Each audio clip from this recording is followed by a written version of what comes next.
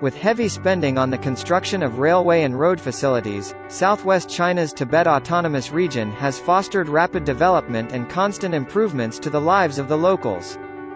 Chuni village of Chawalong Township is located just beside the Nujiang River. In the past, people in the hamlet could only go to the town by taking the zip line or climbing over the cliffs.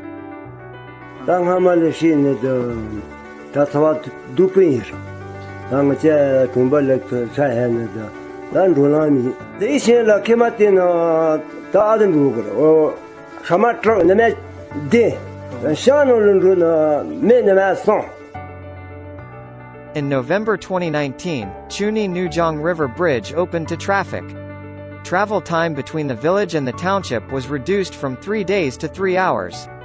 All 247 people in 43 households in the village bid farewell to the life of taking zip lines and climbing cliffs.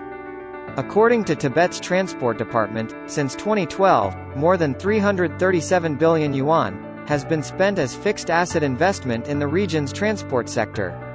The total length of roads in Tibet has increased by some 55,000 kilometers to 120,000 kilometers over the past 10 years, including more than 90,000 kilometers of rural roads.